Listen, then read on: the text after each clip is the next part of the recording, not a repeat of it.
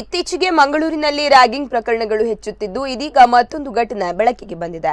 ಕಿರಿಯ ವಿದ್ಯಾರ್ಥಿಗಳಿಗೆ ರ್ಯಾಗಿಂಗ್ ಮಾಡುತ್ತಿರುವ ಬಗ್ಗೆ ಪ್ರಶ್ನಿಸಿದ ಪ್ರಾಂಶುಪಾಲರಿಗೆ 4 ವಿದ್ಯಾರ್ಥಿಗಳು ಹಲ್ಲೆ ಮಾಡಿದ ಘಟನೆ ಸುರತ್ಕಲ್ ಮುಖದ ಖಾಸಗಿ ಕಾಲೇಜಿನಲ್ಲಿ ನಡೆದಿದೆ. ಕಾಲೇಜು ಪ್ರಾಂಶುಪಾಲರು ಈ ಬಗ್ಗೆ ದೂರು ದಾಖಲಿಸಿದ್ದು, ಘಟನೆಗೆ ಸಂಬಂಧಿಸಿದಂತೆ ವಿದ್ಯಾರ್ಥಿಗಳಾದ ಮೊಹಮ್ಮದ್ ಬಾಜಿಲ್, ಸಂಭ್ರಮ ಆಳ್ವ, ಸಮೀಲ್, ಅಶ್ವಿನ್ ಎಸ್ ಜಾನ್ಸನ್ ಎಂಬುವರನ್ನು ಪೊಲೀಸರು ಬಂಧಿಸಿದ್ದಾರೆ.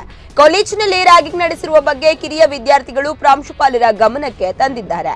ಈ ಹಿನ್ನೆಲೆಯಲ್ಲಿ 4 ವಿದ್ಯಾರ್ಥಿಗಳನ್ನು ಕರೆದ ಪ್ರಾಂಶುಪಾಲರು ವಿದ್ಯಾರ್ಥಿಗಳಿಗೆ ಬುದ್ಧಿ ಮಾತು ಹೇಳಿದ್ದಲ್ಲದೆ ಮತ್ತೆ ಇಂತಹ ನಡವಳಿಕೆ ಮುಂದುವರಿಸಿದರೆ ಡಿಬಾರ್ ಮಾಡುವುದಾಗಿ ಎಚ್ಚರಿಸಿದ್ದಾರೆ. ಈ ವೇಳೆ ವಿದ್ಯಾರ್ಥಿಗಳು ಪ್ರಿನ್ಸಿಪಾಲ್ಗೆ ಏಕಾಏಕಿ ಹಲ್ಲೆ ನಡೆಸಿದ್ದಾರೆ. ಸದ್ಯ ಹಲ್ಲೆ ಮಾಡಿದ ಆರೋಪಿಗಳನ್ನು ಸುರತ್ಕಲ್ ಪೊಲೀಸರು ಬಂಧಿಸಿ ನ್ಯಾಯಾಲಯಕ್ಕೆ ಹಾಜರುಪಡಿಸಿದ್ದಾರೆ. ನಗರ ಕಮಿಷನರೇಟ್ ವ್ಯಾಪ್ತಿಯಲ್ಲಿ 2 ತಿಂಗಳ ಅವಧಿಯಲ್ಲಿ ಇದು 3ನೇ ರ್ಯಾಗಿಂಗ್ ಪ್ರಕರಣವಾಗಿದೆ.